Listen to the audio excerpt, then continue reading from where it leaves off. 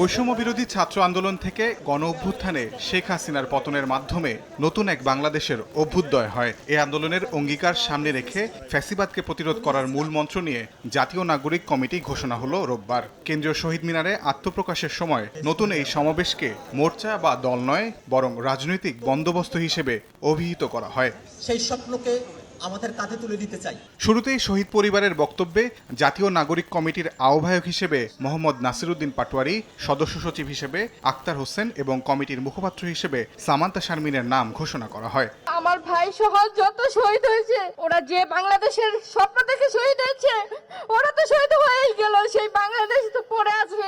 পরে একে একে জাতীয় নাগরিক কমিটির ৫৫ সদস্যকে পরিচয় করিয়ে দেন আহ্বায়ক। বক্তব্যে বলেন, ব্যক্তি বা দলীয় এজেন্ডাকে সামনে রেখে নয়, বাংলাদেশকে সামনে রেখে এই প্ল্যাটফর্ম গঠিত হয়েছে। দলীয় ভেদাভেদ ভুলে সবাইকে এক হওয়ার আহ্বান জানান তিনি। বাংলাদেশ প্রশ্নে ছাত্র এবং নাগরিক যারা তরুণ রয়েছেন, সমাজে সকলকে অংশগ্রহণ নিয়ে আমরা বাংলাদেশের জন্য যে কোনো সময়ের জন্য মৃত্যু হোক, শহীদ হোক, যে কোনো জন্য প্রস্তুত।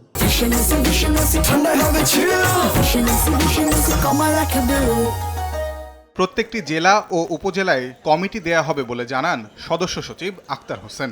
আমরা বাংলাদেশের তরুণ, যুবক, ছাত্র সকল জনতা মিলে নতুন যে বাংলাদেশ, ফ্যাসিবাদী ব্যবস্থার বিলোপ এবং নতুন রাজনৈতিক বন্দোবস্ত, এই দুটো বিষয়কে আমরা শতভাগ সফল করে নিয়ে আসতে চাই। ৮ আগস্ট গঠিত অন্তর্বর্তী সরকারকে সমর্থন দেওয়ার পাশাপাশি তাদের জবাবদিহিতার আওতায় আনার কথাও জানান মুখপাত্র। আমরা মনে করি ছাত্র জনতার অভ্যুত্থানের সংহতি ও প্রতিরোধের চেতনা বাংলাদেশকে নতুনভাবে গড়ে তোলার শক্তি। গণহত্যাকারীদের যথাযথ বিচার, রাষ্ট্রীয় প্রতিষ্ঠানের পুনর্গঠন, জনস্বার্থের প্রতি সংবেদনশীল নীতি নির্ধারণ নতুন রাজনৈতিক বন্দোবস্তের পূর্বশর্ত।